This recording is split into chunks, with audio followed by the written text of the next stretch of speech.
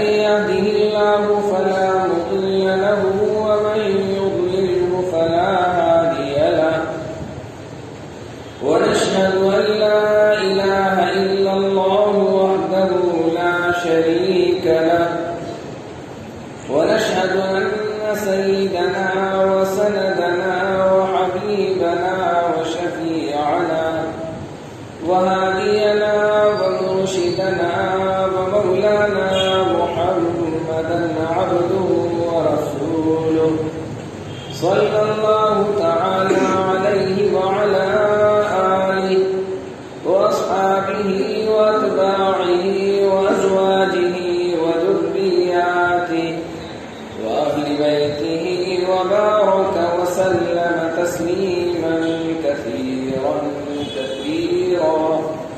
أما بعد أعوذ بالله من الشيطان الرجيم بسم الله الرحمن الرحيم الحمد لله رب العالمين الرحمن الرحيم مالك يوم الدين إياك نعبد وإياك نستعين صدق الله مولانا العظيم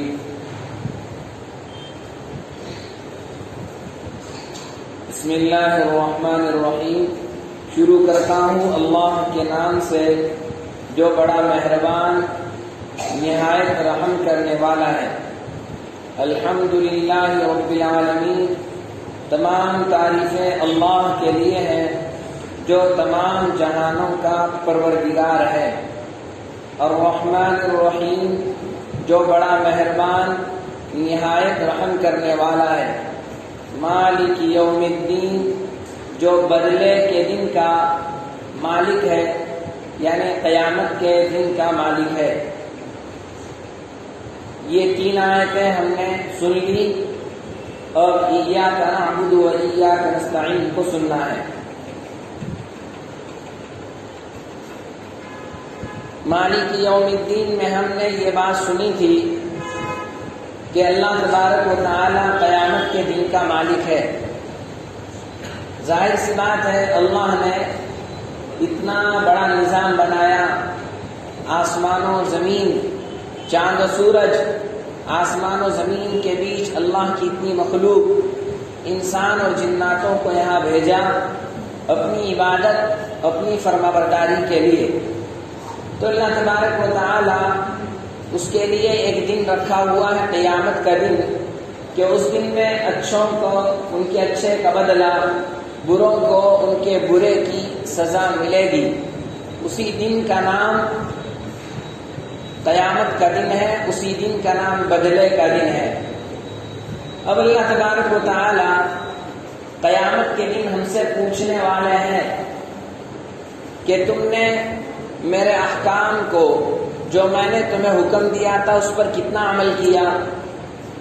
میں نے تمہیں زندگی دی تھی، میں نے تمہیں تمہارا بدن، پوری باڈی دی تھی، اس کا پورا نظام میرے طرف رکھا تھا. کمانے کے لیے قدرت، طاقت دی تھی.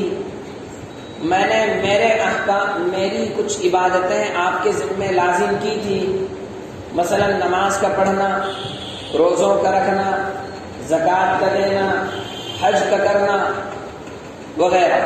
اور کچھ بندوں کے حقوق رکھے تھے، ماں کے حقوق، باپ کے حقوق، بیوی کے حقوق، اولاد کے حقوق، پڑوسیوں کے حقوق وغیرہ. تو آپ نے اس کو کتنا ادا کیا؟ آپ نے لوگوں پر ظلم ڈھایا تو کیوں؟ یہ سوال جواب ہوگا. تو ظاہر سی بات ہے اب اللہ کے یہاں ہم امتحان میں کامیاب ہو اور اللہ کے سوالات کا ہم جواب دیں، یہ بڑی نازک چیز ہے. اللہ کی کریمی شان دیکھیے، ہم اوپر سے ہی پڑھتے آ رہے ہیں. اللہ بڑا مہربان ہے. تو اللہ تبارک و تعالیٰ نے یہاں بھی ہمیں بے یار و مددگار نہیں چھوڑا. اللہ نے ہمیں سکھایا ہے ایاک نعبد، یعنی ہم خود کہتے ہیں اللہ سے ہم تیری ہی عبادت کرتے ہیں. ہم زبان سے کہتے ہیں اور کرنا بھی یہی چاہیے کہ ہم اللہ کی عبادت کریں. دیکھیے اللہ کی ماننے کے لیے اللہ کی پوری کرنے کے لیے اللہ نے جو احکام ہم پر لاگو کیے ہیں اس پر عمل کرنے کے لیے مخلوق اگر آڑے آتی ہے، مخلوق آڑے آتی ہے، باپ آڑے آتا ہے، ماں آڑے آتی ہے، بیوی آتی ہے، بچے آتے ہیں، کمپنی آتی ہے، وغیرہ وغیرہ، تو اللہ کی مانی جائے گی، مخلوق کی مانی نہیں جائے گی۔ لا طاعۃ لمخلوق فی معصیۃ الخالق، یعنی اللہ کی نافرمانی کرنے میں اللہ کے مخلوق کی مانی نہیں جائے گی۔ مخلوق کو خوش کریں، اللہ کو ناراض کریں، ایسا نہیں ہونا چاہیے۔ اس کی ایک مثال، گھر کے اندر ہمارا جو مال ہے وہ کچھ کم معلوم ہو رہا ہے، ویسے انسان کی نگاہ جس وقت بگڑتی ہے تو ایسے مسائل گھر میں پیش آتے ہیں، ہم دوسروں کو دیکھنا شروع کرتے ہیں تو اللہ نے ہمیں جو دیا ہے وہ ہمیں کم معلوم ہونے لگتا ہے۔ دوسروں کے یہاں اتنا بڑا گھر، اتنا شاندار گھر، اتنی گاڑی شاندار وغیرہ وغیرہ، تو گھر میں بات چیت ہونے لگتی ہے بیوی یا بچوں کی طرف سے، ہمارے لیے ہماری کمائی ناکافی ہے۔ تو اب تک جو کمائی ہے اور ہم کرتے تھے وہ بالکل حلال قسم کی تھی، اب اس طرح کی بات چیت اور گھر میں چرچے شروع ہوتے ہیں تو انسان کا دماغ جاتا ہے ناجائز کمائی کی طرف۔ تو اب ناجائز کمائی کی طرف انسان کا دماغ جا رہا ہے ہمارے اپنے چرچوں سے، اب کس کے حقوق، ایکسٹرا حقوق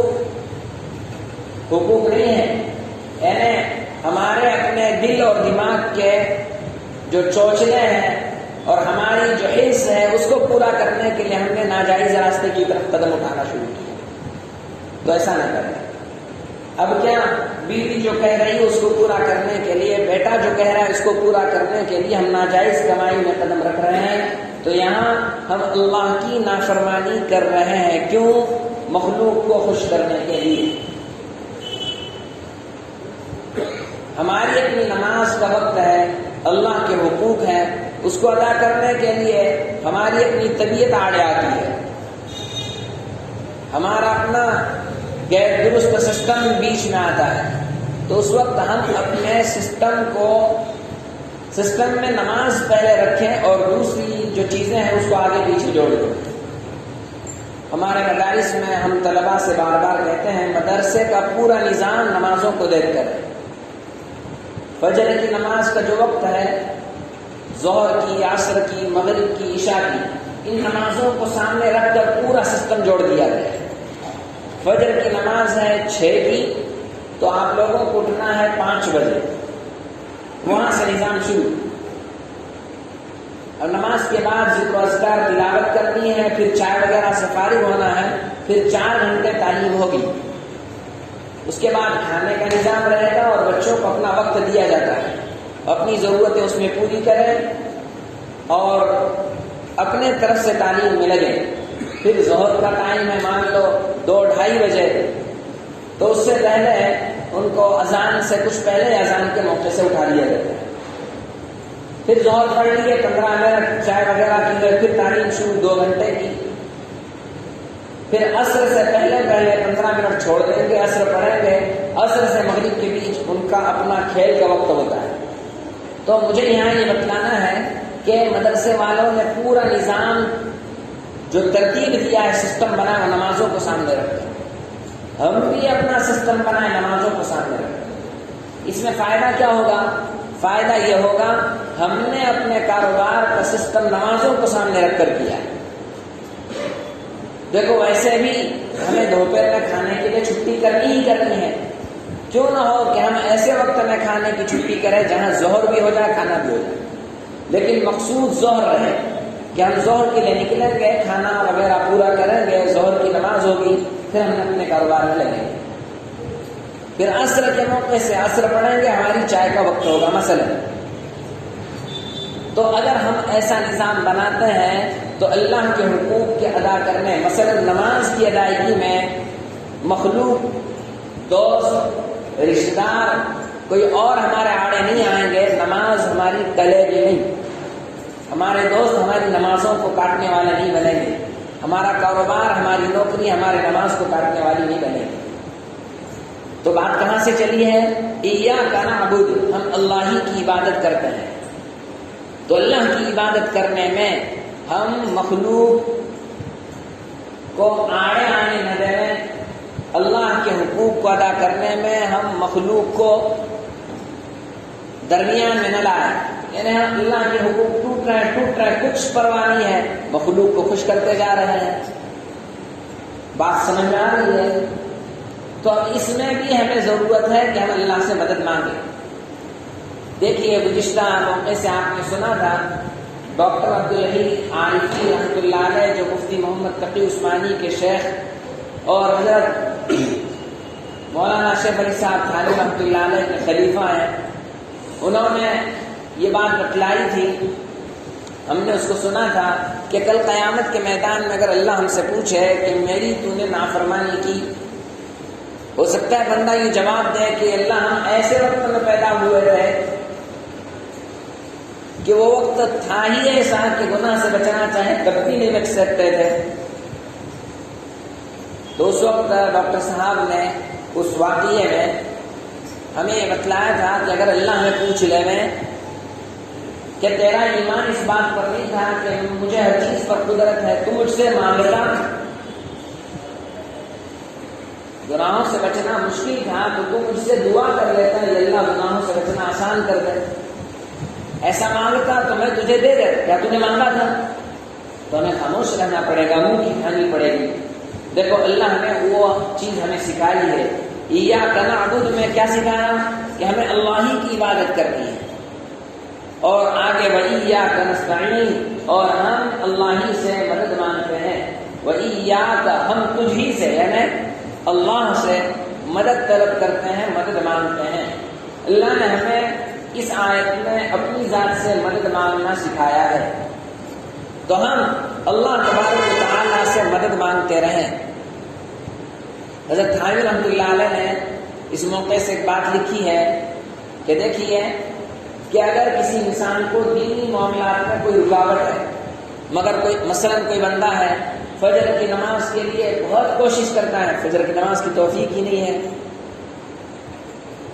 یا کچھ اللہ کی عبادت میں کوئی چیز اس کے آڑے اور رکاوٹ آتی ہے، تو ایسے بندوں کو چاہیے کہ وہ 40 دن تک دل کی حاضری سے اللہ سے مدد مانگے، انشاءاللہ اس 40 دن میں اللہ تبارک و تعالیٰ اس کے لیے اپنی عبادت آسان کر دیں گے۔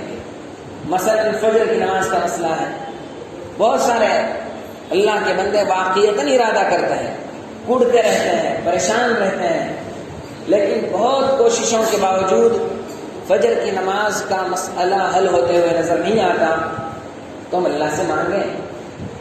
تو حضرت تھانوی رحمۃ اللہ نے لکھا ہے کہ 40 دن تک دل سے، دل کا مطلب کیا ہے؟ ہم دعا جس وقت کرتے ہیں دل ہمارا ساتھ دینا چاہیے۔ بہت ساری مرتبہ دعا تو کر رہے ہیں لیکن دل اور دماغ دعا میں نہیں ہے، باہر ہے، اس سے فائدہ نہیں ہوگا۔ تو دل کی حاضری سے ہم اللہ سے مانگے، کتنے دن تک؟ 40 دن تک اللہ اس مسئلے کو حل کرتے ہیں۔ بات سمجھ میں آ رہی ہے؟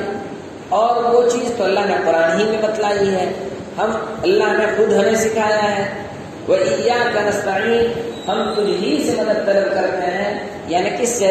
اللہ تبارک و تعالیٰ سے۔ بات سمجھ میں آ رہی ہے؟ تو اس آیت میں اللہ تبارک و تعالیٰ ہمیں اپنی ذات سے مانگنے کا حکم دے رہے ہیں۔ اب یہاں یہ بات ہے کہ ہمارا اپنا حال یہ ہے کہ ہم اگر دعا کرنے کے لیے بیٹھتے ہیں مشکل سے 5 منٹ ہماری زبان ہی بند ہو جاتی ہے، اب کیا مانگے آگے؟ 5 منٹ شاید میں زیادہ کہہ رہا ہوں، ہوتا ہے۔ تو اس کے لیے ہم اللہ سے کیا مانگے اور کس طرح مانگے، اس کے لیے ہمیں نبی کریم صلی اللہ علیہ وسلم نے سکھایا ہے۔ حدیث کی کتابوں میں نبی کریم صلی اللہ علیہ وسلم کی مانگی ہوئی اتنی دعائیں موجود ہیں کہ ان دعاؤں کو اگر سامنے رکھے کوئی بندہ انگلی نہیں رکھ سکتا کہ نبی کریم صلی اللہ علیہ وسلم کو یہ چیز مانگنی چاہیے تھی اور نبی نے نہیں مانگی۔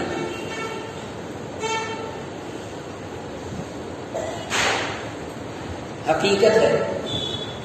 کورونا کے پیریڈ میں نے یہ باتیں لوگوں سے کہی اور کہا دیکھو نبی صلی اللہ علیہ وسلم نے اس بھیانک بیماری سے بھی بچنے کا ہمیں طریقہ سکھایا ہے اس وقت سے۔ ایک دعا ہے اللہم انی اعوذ بک من السمم والبکم والبرص والجنون والجذام ومن سیء الاسقام، یعنی اللہ میں آپ سے پناہ مانگتا ہوں۔ اللہم انی اعوذ بک من البرص، برص کوڑ کی بیماری سے، جنون پاگل پن دیوانے پن سے، جذام کوڑ کی بیماری جب آگے جاتی ہے گوشت جھڑتا ہے اس سے، برص سفید داغ، یہ بیماری جب آگے بڑھتی ہے تو جذام انسان کا گوشت وغیرہ جھڑنے لگتا ہے، اس بیماری سے نبی نے حفاظت چاہیے۔ اللہم انی اعوذ بک من البرص والجنون والجذام، آگے ہے ومن سیء الاسقام، اور ہر گھناؤنی ڈینجر بیماری سے۔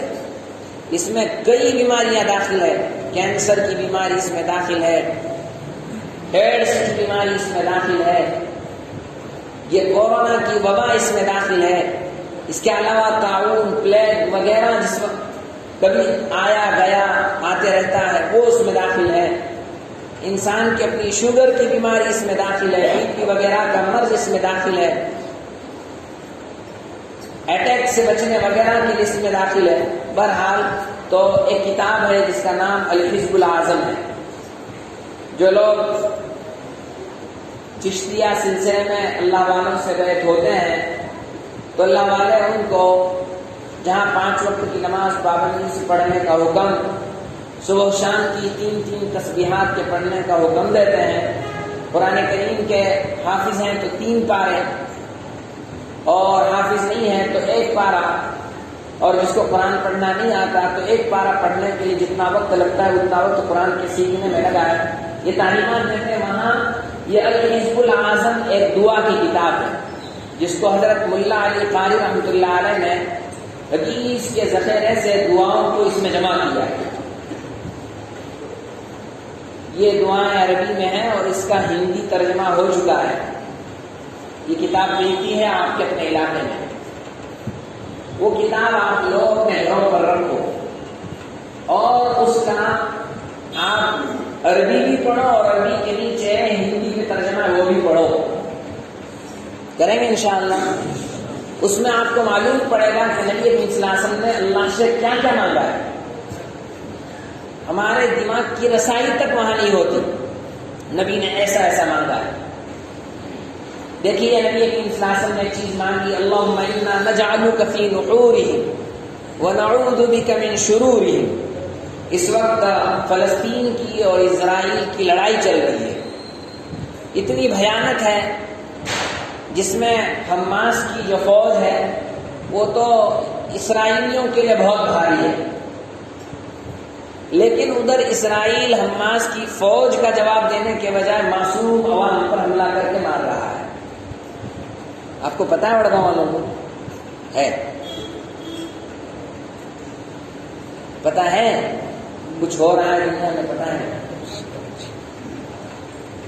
ہو رہا ہے، تو اس میں ہماری ذمہ داری کیا ہے؟ ہم کیا کریں؟ ہماری ذمہ داری اس وقت دعا ہے، اور ان دعاؤں میں یہ دعا نبی نے ہمیں سکھائی، دیکھو کتنی بہترین دعا ہے۔ اب اس وقت ہمارے بس کی بات نہیں ہے دشمن کا مقابلہ، تو ہم اللہ سے کہہ رہے ہیں، نبی نے ہمیں سکھایا اللہم انا نجعلک فی نحورہم، اے اللہ ہم آپ کو ان دشمنوں کے مد مقابل کرتے ہیں،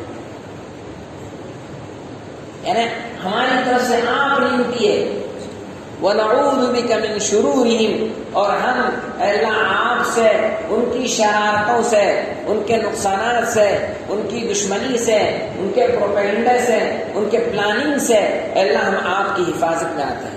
کتنی بہترین دعا ہے۔ اتنا ماننے کے لیے ہمیں کیا کیا کرنا پڑے گا؟ سب میں پہلی بات یہ چیزیں ہمارے دماغ میں آئے گی ہی نہیں کہ ہم اللہ سے ایسا مانگیں۔ بات سمجھ میں آ رہی ہے؟ نبی کریم صلی اللہ علیہ وسلم نے ہمیں یہ سکھا دیا۔ دعا سمجھ میں آ رہی ہے؟ مطلب سمجھ میں آ رہا ہے؟ اللہم انا نجعلک فی نحورہم، وَنَعُوذُ بِكَ مِن شُرُورِهِمْ، اے اللہ دشمن کے سامنے ان کے مقابل میں ہم آپ کو کرتے ہیں، آپ ان سے نمٹیے۔ وَنَعُوذُ بِكَ مِن شُرُورِهِمْ، اور ہم آپ سے دشمن کی شرارت اور ان کے نقصان سے پناہ چاہتے ہیں، حفاظت چاہتے ہیں۔ ایک دعا نبی کریم صلی اللہ علیہ وسلم نے ہمیں سکھائی کہ خود نبی کریم صلی اللہ علیہ وسلم نے ایسے موقع سے تاریخ میں نبی کریم صلی اللہ علیہ وسلم کے دور میں ایک لڑائی ہوئی ہے جس کا نام ہے غزوہ موتا۔ اس میں نبی کریم صلی اللہ علیہ وسلم نے جن لوگوں کو بھیجا تھا وہ زبردست علم کے مالک تھے اور 70 لوگ وہاں شہید ہوئے۔ نبی کریم صلی اللہ علیہ وسلم کو اس سے بڑی تکلیف ہوئی کیونکہ دشمن نے دھوکہ دیا تھا۔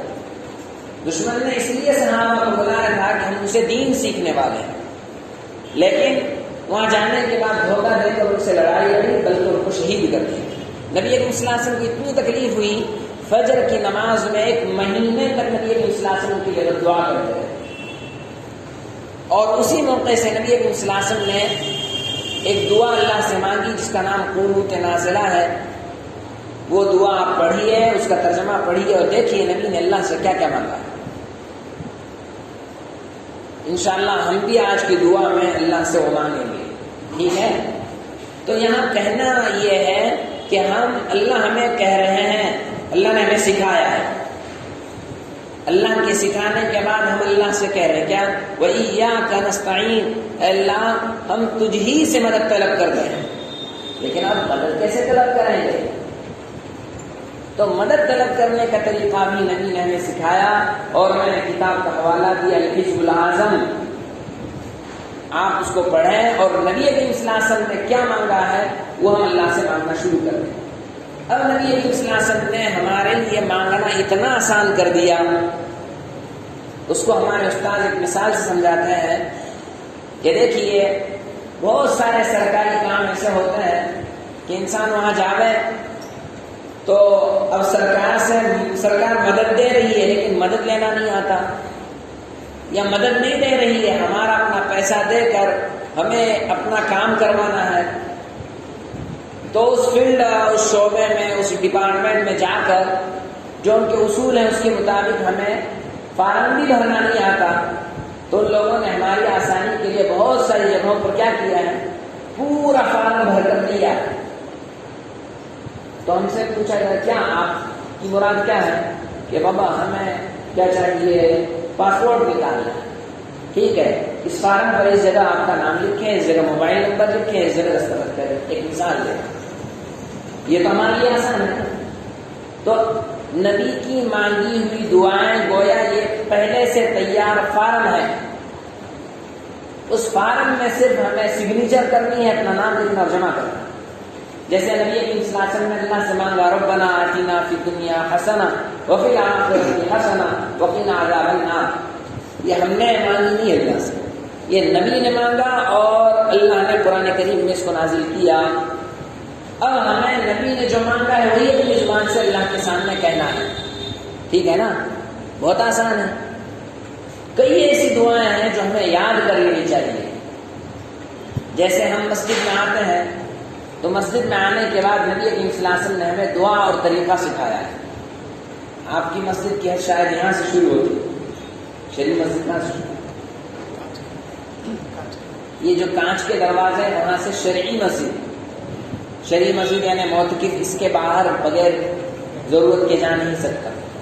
تو آپ جب یہاں قدم رکھیں تو سیدھا قدم رکھیں اور کیا پڑھیں؟ بسم اللہ والصلاۃ والسلام علی رسول اللہ۔ اس میں اللہ کے نام سے شروع کرنا، صلاۃ اور سلام یعنی درود اور سلامتی کے ساتھ۔ اس کے بعد ایک دعا ہے اللہم افتح لی ابواب رحمتک، یہ کس نے ہمیں سکھایا؟ ہمارا دماغ بھی نہیں جاتا، بلکہ نبی کے سکھانے کے باوجود ہمارا دماغ اس طرف نہیں ہے کہ ہمیں یہ پڑھنا چاہیے۔ کیا مطلب ہے؟ ہم مسجد میں قدم رکھتے وقت اللہ سے کہہ رہے ہیں اللہم افتح لی ابواب رحمتک، یہ اللہ تو کھول دے میرے لیے تیرے رحمت کے دروازوں کو۔ اگر یہ دعا ہماری قبول ہو جائے اور اس میں ہمیں کامیابی مل جائے ہمارے زندگی کے تمام کام حل ہو چکے. ہم کیا مانگ رہے ہیں اللہ سے؟ اللہم افتح لی ابواب رحمتک، یہ اللہ تو میرے لیے تیرے رحمت کے دروازوں کو کھول دے. اگر اللہ ہمارے لیے رحمت کے دروازوں کو کھول دے تو اور کس چیز کی ضرورت ہے؟ ٹھیک ہے، ہم آئے مسجد میں نماز پڑھے، نماز کے بعد فرض نماز کے بعد امام صاحب دعا کرتے ہیں، اللہم انت السلام و منک السلام. اے اللہ تو تیری ذات سلامتی والی ہے، ومنک السلام، اور تیری طرف سے سلامتی کا ہم سوال کرتے ہیں.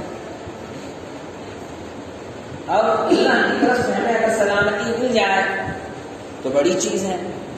تو بہرحال خلاصہ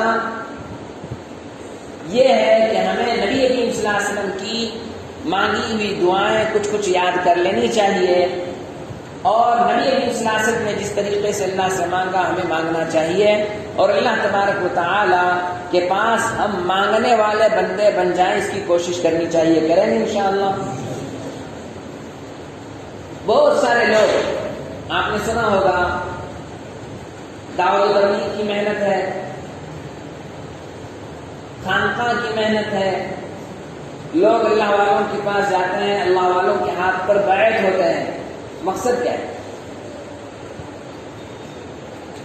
اللہ کی ہمیں پہچان ہو جائے، اللہ سے ہمارا تعلق ہو جائے.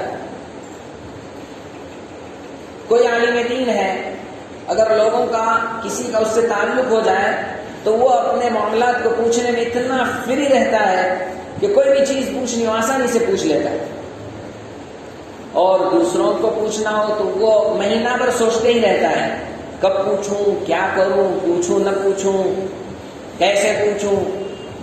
کس وجہ سے؟ تعلق کی کمی ہے.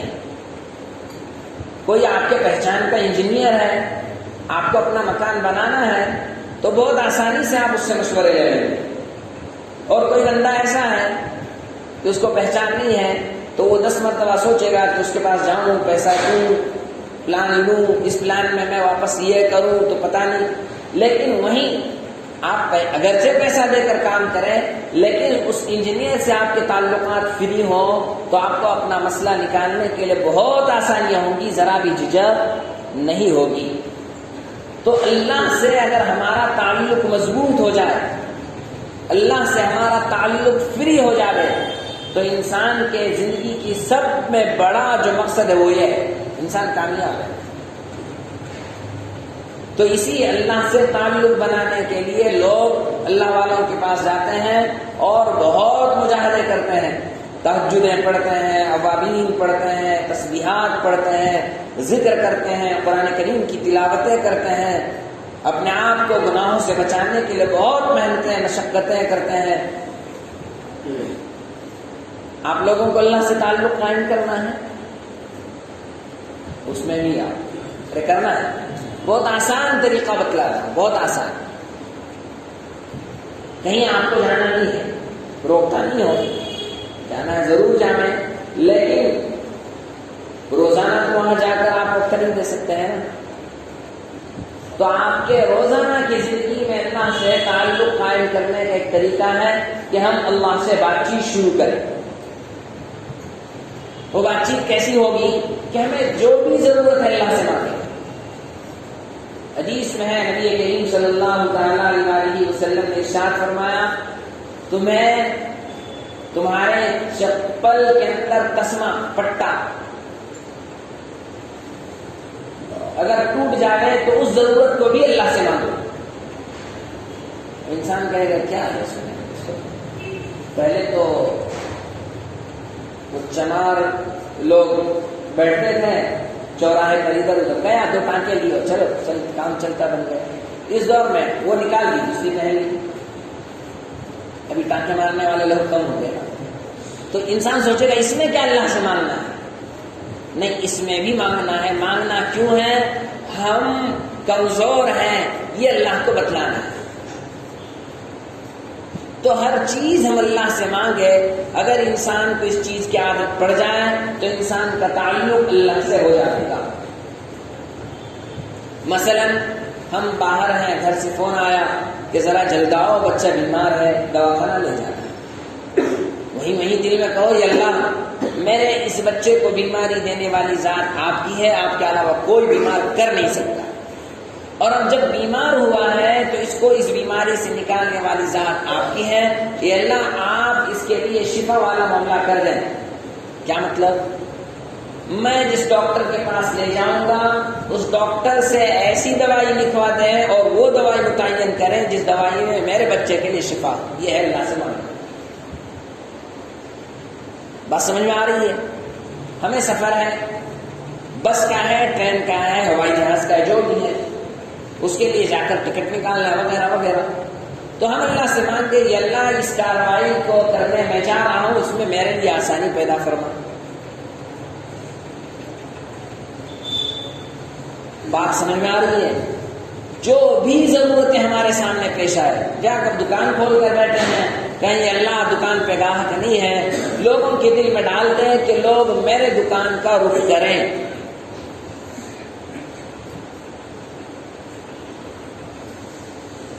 اس سے فائدہ کیا ہوگا؟ ہر چیز کو ہم اللہ سے بولنے والے اور شیئر کرنے والے بن جائیں گے، اللہ سے ہمارا تعلق ہوگا۔ اور اللہ تبارک و تعالیٰ نے ہمیں یہ بات سکھائی ہے اور بتلائی ہے، وہ کیا؟ ادعونی استجب لکم، اے میرے بندو تم مجھ سے مانگو میں تمہیں دوں گا۔ اب اللہ ہمیں حکم دے رہا ہے تم مجھ سے مانگو میں تمہیں دوں گا، اور بندے نہ مانگے تو؟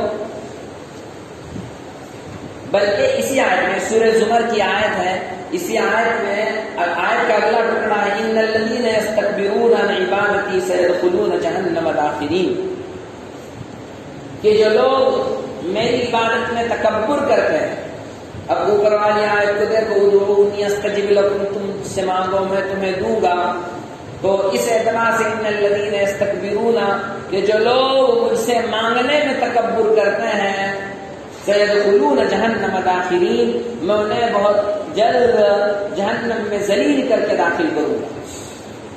اللہ ہماری حفاظت فرمائے۔ دیکھیے دعا کوئی معمولی چیز نہیں ہے۔ ایک حدیث میں ہے دعا مخ العبادت، دعا عبادت کا مغز ہے، دعا عبادت کا مغز ہے۔ انسان کے باڈی میں مغز ہے، بھیجے کی کیا حیثیت ہے سب کو بتایا۔ انسان بغیر ہاتھ بغیر پیر کے رہ سکتا ہے، بغیر آنکھ کے رہ سکتا ہے، بغیر کان کے رہ سکتا ہے، بغیر بھیجے کے رہ سکتا ہے۔ تو حدیث میں دعا مخ العبادہ، دعا عبادت کا مغز ہے۔ دوسری حدیث میں ہے ان الدعاء هو العبادہ، دعا عبادت ہے۔ اب اگر ہمارے دماغ میں کچھ باتیں ایسی ہیں، مثلا دعا مانگنے کے سلسلے میں بہت سارے لوگوں کو بعض چیزیں آڑے آتی ہیں کہ میں دعا مانگوں، اس سے بہتر ہے کہ میں 2 رکعت نماز پڑھ لوں، اس میں میری 2 رکعت نماز ہو جاتی ہے، یا میں دعا میں وقت لگاؤں، اس سے بہتر ہے کہ میں کچھ تسبیح پڑھوں یا قرآن کریم کی تلاوت کروں۔ یہ چیز ہمارے دماغ میں آتی ہے، اس معنی کر کے ہم دعا کو اگر کم سمجھتے ہیں تو یہ خیال غلط ہے، بہت غلط ہے۔ کیوں؟ حدیث میں موجود ہے دعا یہ عبادت ہے، اور دعا کے مانگنے کا اللہ نے ہمیں حکم دیا ہے، اور دعا کے مانگنے کا اللہ نے حکم کیوں دیا ہے؟ اللہ بندوں کو دینا چاہتے ہیں، اور اللہ کا معاملہ اتنا عجیب ہے کہ جو بندہ اللہ سے جتنا زیادہ مانگتا ہے اللہ سے اس کی پہچان اتنی زیادہ بڑھتی ہے، اللہ اتنا زیادہ اس سے محبت کرنے لگتے ہیں۔ اگر آپ صبح سے شام، بلکہ شام سوتے سوتے بھی اللہ سے مانگتے رہو تو اللہ تبارک و تعالیٰ سے تعلق قریب قریب قریب ہوتے جاتا ہے۔ دنیا کا معاملہ الٹا ہے۔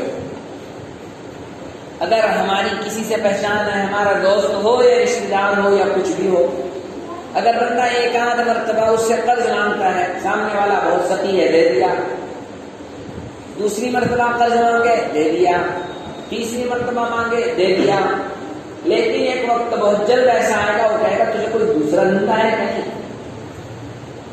جب دیکھو جب مانگتا ہی رہتا ہوتا ہے نا دنیا میں سے، کیا نہیں ہوتا؟ ہوتا ہے. بلکہ بعض لوگ ایسا جملہ کہنے سے پہلے پیشانی کے تیور سے اور اپنے رہنے کے انداز سے بتلا دیتے ہیں کہ تو اب اس راستے پر مت آ. وہ بولنے سے پہلے بتلا دیتے ہیں انداز سے. اللہ کا معاملہ یہ نہیں ہے. اللہ تبارک و تعالیٰ کہہ رہے تم مجھ سے مانگو اور نہ مانگنے پر اللہ ناراض ہوتے ہیں. اور جو بندہ جتنا زیادہ اللہ سے مانگتے رہتا ہے اللہ کی اس سے اتنی زیادہ پہچان ہوتی ہے اور اللہ سے اس کا تعلق اتنا زیادہ قریب والا ہوتا ہے. بات سمجھ میں آ رہی ہے؟ حضرت مولانا الیاسی رحمۃ اللہ علیہ جو دعوت و تبلیغ کے بانی ہیں وہ کہتے ہیں کہ لوگ اپنا تعلق صرف مسنون دعاؤں کو پڑھ کر اور مسنون دعاؤں کو مانگ کر اپنے رب سے اپنا تعلق مضبوط کر سکتے ہیں اور اس راستے سے ولی بن سکتے ہیں. آپ کو ایک طریقہ اور بتلاتا ہوں. آپ کے گھروں میں مسنون دعا ہوگی, اگر نہیں ہے تو خرید کر رکھ دو. کیا بولا میں نے؟ مسنون دعا. کتاب کا نام ہے مسنون دعائیں. اس میں کیا ہے؟ اس میں صبح اٹھنے کی دعا, استنجا خانہ جانے کی دعا, استنجا خانے سے نکلنے کی دعا, مسجد میں داخل ہونے کی دعا, مسجد سے نکلنے کی دعا, گھر میں داخل ہونے کی دعا, گھر سے نکلنے کی دعا, کھانا کھاتے وقت پڑھنے کی دعا, بھول جائے تو پڑھنے کی دعا, کھانے کے بعد کی دعا, پانی پینے کی, پانی پینے کے بعد کی, دودھ پینے کی, بازار میں چلنے کی, سواری پر سوار ہوتے وقت, پھر سواری چلتے وقت, پھر انسان کے اپنے سوتے وقت, ہر چیز کی دعا اس میں آ گئی ہے. اگر ہم مشق کرتے دعاؤں کو یاد کرتے اور پڑھنے کا اہتمام کرتے, اس دعا کو پڑھتے وقت اتنا ذہن میں رکھتے ہیں کہ ہم اپنے رب سے مانگ رہے ہیں تو ہمارا اپنے رب سے تعلق مضبوط ہوتا جاتا ہے. آج انسان پریشان ہے. پریشان کس اعتبار سے ہے؟ بعض لوگوں کو بیماریاں ایسے گھری ہوئی ہیں کہ پریشان ہے. بعض لوگوں کو مال کا مسئلہ ہے, پریشان ہے. رشتہ داری کا مسئلہ ہے, پریشان ہے. کسی کے یہاں بہو کا مسئلہ ہے, کسی کے یہاں بیٹے کا مسئلہ ہے, کسی کے یہاں ساس کا مسئلہ ہے, کسی کے یہاں خسر کا مسئلہ ہے. اب انسان اتنا پریشان ہے, اس کی اس پریشانی والی زندگی میں اس کو تسلی آنے کے لیے وہ انتظار میں ہے, لیکن تسلی کا سامان بنتا ہوا اس کو نظر نہیں آتا. تو اس موقع پر سب میں زیادہ کام دینے والی چیز دعا ہے. انسان کو کتنا ہی سنگین معاملہ آ جائے, انسان کو چاہیے کہ وہ پہلے اپنے رب کے سامنے مانگے اور دل لگا کر مانگے. مانگتے وقت یہ اس کو خیال میں رہے کہ میں اپنے اللہ سے مانگ رہا ہوں. اگر اس کے ذہن میں یہ بات رہے گی کہ میں اپنے رب سے مانگ رہا ہوں اور اس حالت میں اگر وہ اللہ سے مانگتا ہے تو سب میں پہلا فائدہ یہ ہوتا ہے اس کے دل میں ایک سکون آتا ہے. بیماری نمبر 2 پر, اس کے گھر پیشنٹ ہے, نمبر 2 کی بات ہے, لیکن اس کے دماغ پر جو بوجھ تھا اس بوجھ میں اس کو تسلی ہوتی ہے, بنتا اس لائق ہو جاتا ہے کہ اب میں کچھ کام کروں. گھر پر پیشنٹ ہے تو انسان کو خود اٹھنا ہے, اس کو لے کر دواخانہ جانا ہے وغیرہ, وہاں جتنے کام ہے وہ کرنے ہیں. تو کبھی بھی چھوٹا یا بڑا حادثہ دل دماغ پر آتا ہے تو سب میں پہلے ہماری عادت کیا ہونی چاہیے کہ ہم اللہ کی طرف رجوع ہو جائیں. تو اس کا فائدہ کیا ہوگا؟ سب میں بڑا فائدہ ہماری ذات کو محسوس ہوگا. ایک بہت بڑی تسلی, بہت بڑا سکون, بڑی طاقت ہمارے دل اور دماغ میں آئے گی. اللہ ہمیں سکون دینے گے اور سکون اور تسلی کے ساتھ کام کرنے کے لائق ہم جا دیں گے. ہم نے اس سے پہلے بھی سنا نبی کریم صلی اللہ تعالی علیہ وسلم کے متعلق, ہوا ذرا تیز ہوتی نبی پریشان ہوتے ہیں, لیکن پریشان ہو کر کیا کرتے ہیں؟ جا کر 2 رکعت نماز پڑھتے اور اللہ سے دعا کرتے. کریں گے انشاءاللہ. فائدہ کیا ہوگا اس کا؟ سب میں بڑا فائدہ یہ ہوگا کہ ہم اللہ کی طرف, اللہ کے قرب یعنی اللہ کے قریب والے راستے کی طرف چلے گئے، ہوتے ہوتے ہوتے ہوتے ہوتے ہماری اللہ سے دوستی اور تعلق ہو جائے گا۔ اسی دوستی اور تعلق کا نام ولایت۔ آپ لوگ کہتے ہیں نا یہ اللہ کے ولی ہیں، وہ اللہ کے ولی ہیں، وہ ولی کیسے بنے؟ ایسے ہی مشق سے بنتے ہیں۔ ان کی صبح شام ان کا ہر وقت اللہ اللہ اللہ رہتا ہے، اس کے بغیر بس وہ ہمیشہ وہ بازار میں چلیں گے، سفر کریں گے، لوگوں کے بیچ بیٹھیں گے، کتنا ہی بڑا مجمع ہو ان کا دل اللہ سے لگا ہوا رہے گا۔ اگر ان دعاؤں کے راستے سے ہم یہ مشق کرتے ہیں تو اللہ تبارک و تعالیٰ یہ دولت ہمیں دے دیں گے انشاءاللہ۔ ایک حدیث میں ہے من لم يسأل اللہ یغضب علیہ، جو بندہ اللہ سے نہیں مانگتا ہے، جو بندہ اللہ سے سوال نہیں کرتا، اللہ اس سے ناراض ہوتے ہیں۔ یہ حدیث میں ترمذی کی روایت ہے۔ تو اب ہم ذرا غور کریں کہ کتنا عرصہ ہوا اللہ سے ہمیں مانگتا ہے۔ آپ یہ نہ سوچیں کہ نماز کے بعد مانگتے ہیں۔ نماز کے بعد وہ بندہ مانگتا ہے کہ مانگتے وقت اس کا دھیان رہے، اس کو کہیں گے مانگنا، ورنہ امام صاحب سے ہاتھ اٹھائے ہیں اب یہ اس فکر میں ہے کہ کب چھٹی ہو جائے گی، وہ مانگنا نہیں ہے۔ مانگنا کہ ہمارا اپنے دماغ میں مقصد ہو کہ مجھے اللہ سے مانگنا ہے، دماغ میں کچھ چیزیں اور دھیان سے ہم مانگیں، یہ ہے مانگنا۔ تو اب ہم سوچ رہے ہیں کہ کتنا عرصہ گزرا کہ ہمیں اللہ سے مانگ کر، اگر زیادہ گزرا ہے تو یہ ہمارے لیے بری چیز ہے۔ کوئی دن ایسا ہمارا گزرنا نہیں چاہیے جس میں ہم اللہ سے مانگنے والے نہ ہوں، بلکہ میں دن، یہ ذرا لمبی بات کر رہا ہوں، بلکہ دن میں کئی ایک مرتبہ ہمارا اللہ سے مانگنے کی عادت ہو جانی چاہیے۔ اللہ ہمیں اس کی توفیق عطا کرے۔ ایک حدیث ہے نبی کریم صلی اللہ علیہ وسلم، بلکہ آیت ہے وَإِذَا سَأَلَكَ عِبَادِي، نبی کریم صلی اللہ علیہ وسلم کو اللہ کہہ رہے ہیں وَإِذَا سَأَلَكَ عِبَادِي، میرے بندے نبی آپ سے پوچھیں میرے متعلق فَإِنِّي قَرِيبٌ،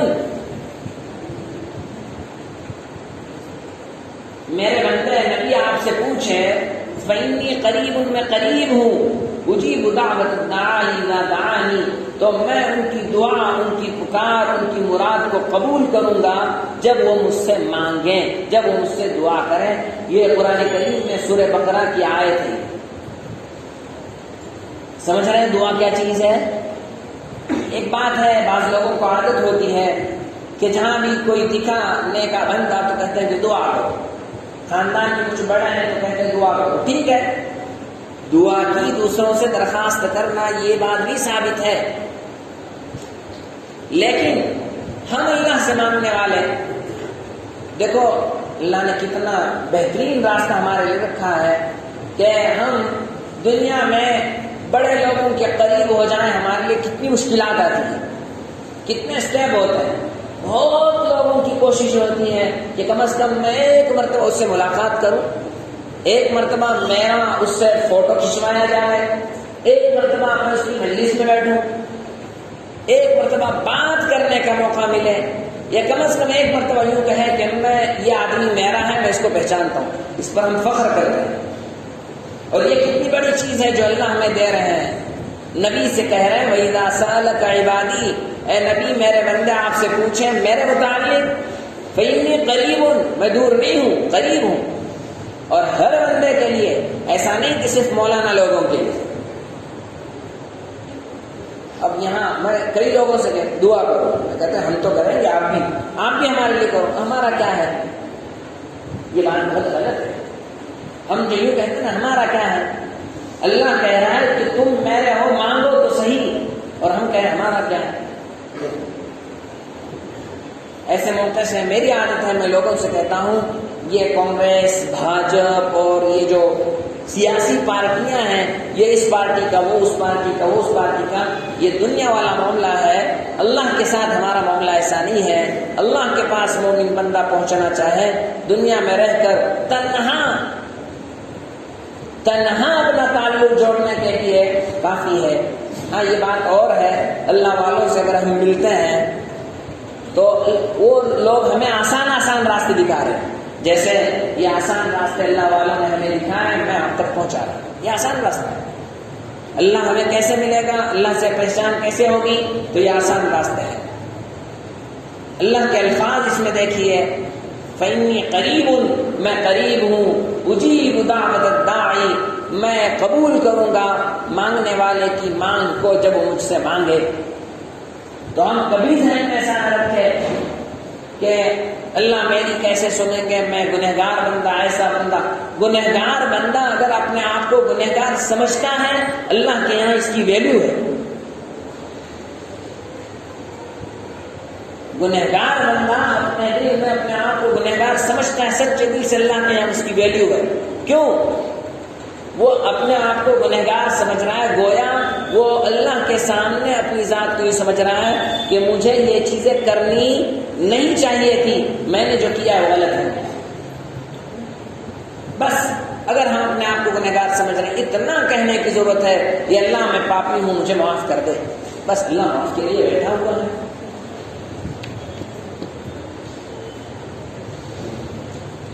مجھے کچھ چیزیں فلسطین اور اسرائیل کے سلسلے میں کہنی ہے، تو میں اپنی بات یہاں روک دیتا ہوں، اور جو بقیہ بات ہے انشاءاللہ آگے کریں گے۔ آیت کو واپس سن لو، ایاک نعبد و ایاک نستعین، ہم آپ ہی کی عبادت کرتے ہیں، و ایاک نستعین، ہم آپ ہی سے مدد طلب کرتے ہیں۔ ہم یہ باتیں کس سے کہہ رہے ہیں؟ جی اللہ سے۔ روزانہ ہر رکعت میں ہم یہ سورت پڑھتے ہیں، ہمیں اس کا ترجمہ ذہن میں آ جانا چاہیے۔ تو ایاک نعبد کا ترجمہ ہے ہم آپ ہی کی عبادت کرتے ہیں، و ایاک نستعین، اور ہم آپ ہی سے مدد طلب کرتے ہیں، ہم آپ ہی سے ہیلپ چاہتے ہیں۔ رہے گا یاد؟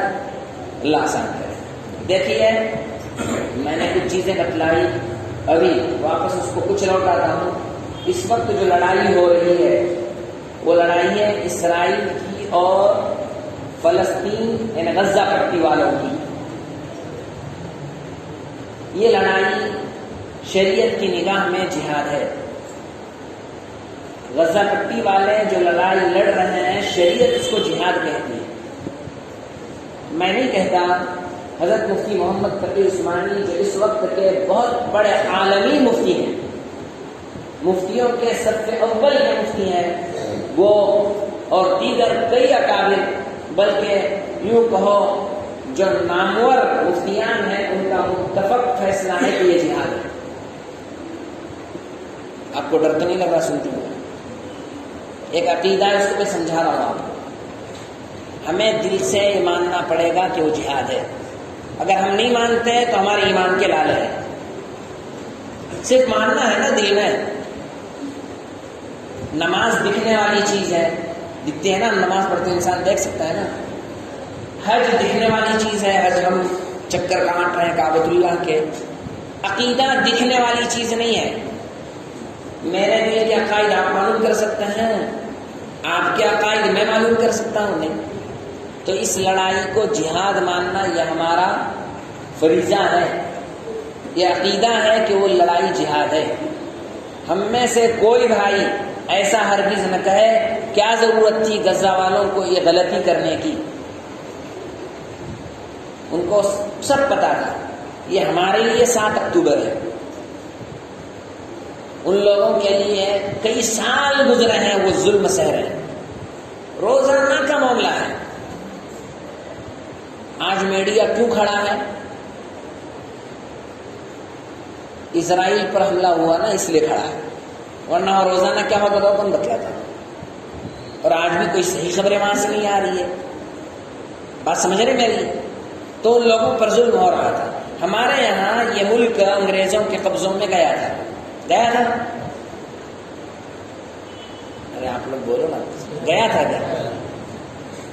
تو وہ انگریزوں کے قبضوں سے ہم نے نکال کر لیا کیا نہیں لیا؟ لیے ہیں۔ اس میں ہمارے علماء کی بڑی قربانیاں ہیں، اور اخیر میں کئی لوگ اس میں شامل ہو کر اس کام میں کامیابی ہوئی۔ انگریزوں کو یہاں سے نکالا کہ نہیں نکالا؟ کیوں نکالا؟ یہ زمین انگریزوں کی تھی، یہ زمین ہماری ہے، ہم سالوں سال سے ہمارے آبا و اجداد یہاں رہتے ہیں، یہ ملک ہمارا ہے، اور انگریز یہاں کیوں حکومت کرے؟ اس کو پسند کیا کسی نے؟ نہیں کیا۔ تو وہ زمین عربوں کی ہے، یہ یہود وہاں کے نہیں ہیں۔ ہٹلر کی ہسٹری آپ نے پڑھی سنی ہوگی، ہٹلر نے ان کو مارا، 90% مارا، 10% چھوڑا۔ وہ 10% بھی مار دیتا بہت اچھا،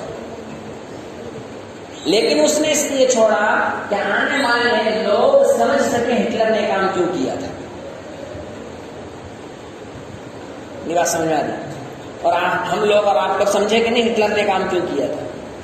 ان کا خون، ان کی سرش، ان کی طبیعت اتنی گندی اور گھناؤنی ہے، اگر آپ کو واقعات میں سنانے کے لیے بیٹھوں تو آپ کہیں گے کہ ہٹلر سے پہلے ہی ان کو کوئی ختم کر دینا چاہیے تھا۔ میں مختصر بتلاتا ہوں، نبی کریم صلی اللہ علیہ وسلم اور مسلمانوں سے ان کو بہت دشمنی ہے، بہت دشمنی ہے۔ نبی کریم صلی اللہ علیہ وسلم کے جان کے پیچھے یہ ہاتھ دھو کر پڑے تھے، کئی پلان بنائے انہوں نے نبی کو مارنے کے، کئی، لیکن اللہ نے کامیاب ہونے نہیں دیا۔ یہ لوگ مدینہ میں رہتے تھے، مدینہ میں یہودیوں کا ایک قبیلہ رہتا تھا، بنو قینقاع۔ ان لوگوں نے، شارٹ میں بتلاتا ہوں، شرارت کی، نبی مدینہ میں نہیں تھے، موقع کا فائدہ اٹھایا، نبی بدر کی لڑائی لڑنے کے لیے گئے تھے، تو ان لوگوں نے ایک مسلمان عورت دودھ بیچنے کے لیے ان کے محلے میں گئی تھی، تو اس کا کپڑا پیچھے سے باندھ دیا اور ایسا لٹکا دیا کہ عورت کھڑی ہو گئی تو ننگی ہو گئی۔ یہ ان کی شرارت ہے۔ نبی کریم صلی اللہ علیہ وسلم جیسے ہی لڑائی سے آئے، چھوڑا نہیں، آتے ہی وہاں داخل ہوا، ان کو کہا، نبی کریم صلی اللہ علیہ وسلم ان کا بدلہ لے رہے تھے، لیکن حضرات صحابہ میں جو پرانے تعلقات ان سے تھے، انہوں نے درخواست کی ان کو یہاں سے نکال دو۔ نبی نے ان کی بات مانی، پورا مدینہ ان سے خالی کروایا۔ اور ایک یہودی کا بڑا قبیلہ تھا، بنو نذیر، وہ وہاں رہتے تھے۔ نبی کریم صلی اللہ علیہ وسلم ایک کام سے ان کے پاس گئے تھے، وہ کام کیا تھا وہ بولوں تو بہت لمبا ہو جائے گا۔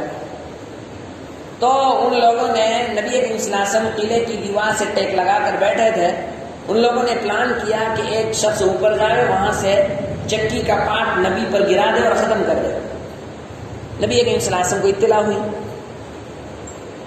نبی کریم صلی اللہ علیہ وسلم وہاں سے اٹھ کر اچانک چلے گئے، لوگوں کو پتہ نہیں چلا کیوں چلے گئے، انتظار کیا، لوگ بھی اٹھ کر چلے گئے صحابہ۔ یہودیوں کو پتہ چلا کہ ہماری شرارت نبی کو پتہ چل گئی۔ نبی کریم صلی اللہ علیہ وسلم مدینہ گئے، صحابہ کو لے کر بنو نذیر کے قلعوں کا گھیراؤ کیا اور سب کی وہاں سے ہکال پٹی کی۔